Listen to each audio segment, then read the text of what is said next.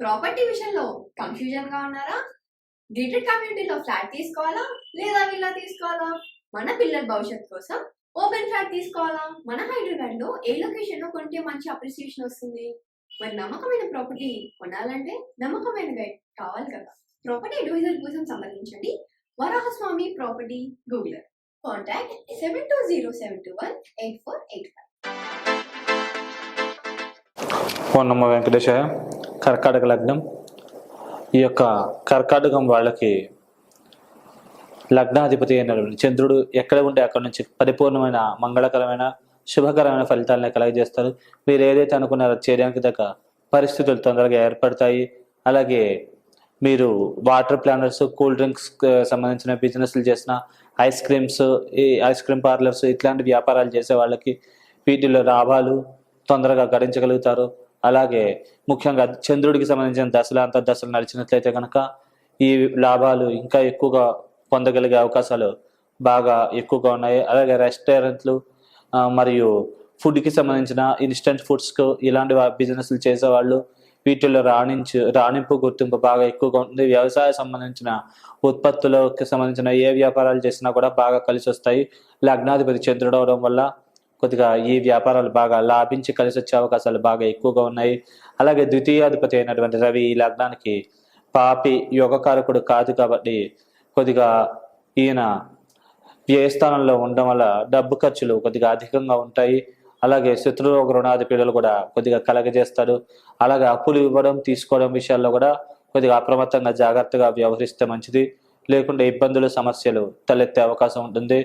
అలాగే ధనపరమైన ఖర్చులు ఎక్కువగా ఉండే అవకాశం ఉంది. అనవసరమైన ప్రయాణాల వల్ల స్వల్పమైన ధన నష్టం జరిగే అవకాశం ఉంది కాబట్టి ఈ విషయాల్లో జాగ్రత్తగా ఉంటే దోష ప్రభావం నుంచి బయటపడగలుగుతారు.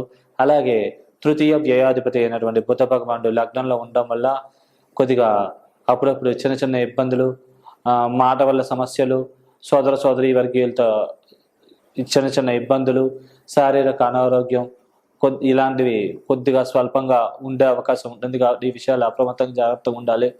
అలాగే వివాహం కోసం ప్రయత్నించే వాళ్ళకి వివాహం పరంగా స్వల్పంగా జాప్యం, ఆలస్యం జరిగే అవకాశం ఉంది కాబట్టి కొద్దిగా వేచి ఉండడం మంచిది. లేకుంటే సమస్యలు, ఇబ్బందులు స్వల్పంగా తలెత్తే అవకాశాలు ఉంటాయి.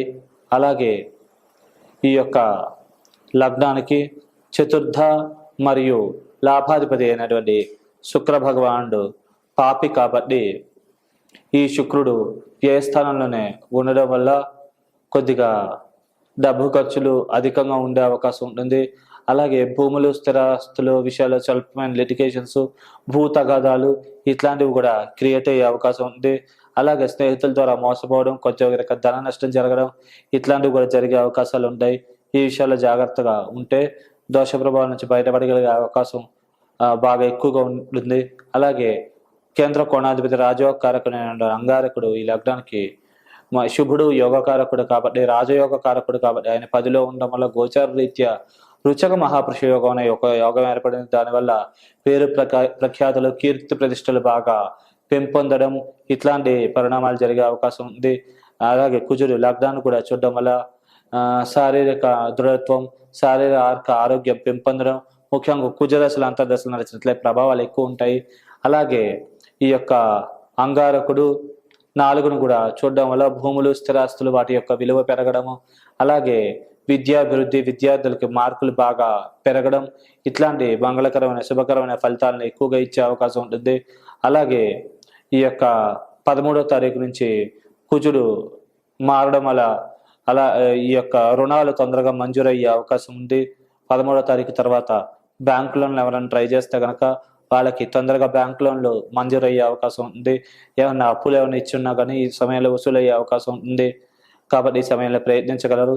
అలాగే ఈ యొక్క లగ్నానికి షష్ఠ మరియు భాగ్యాధిపతి అయినటువంటి గురు భగవానుడు లాభంలో ఉండడం వల్ల లాభాభివృద్ధి మరియు ఆకస్మిక లాభాలు కలగడం, అలాగే వాక్కుపరమైన అభివృద్ధి, సభలలో బాగా ప్రసంగించగలగడం, సోదరి వర్గీయుల సహాయ సహకారాలు, వారి యొక్క బలం బాగా లభించడం, దానివల్ల బాగా అభివృద్ధి కాగలగడం ఇట్లాంటి శుభకరమైన ఫలితాలు ఎక్కువగా కలగజేస్తారు.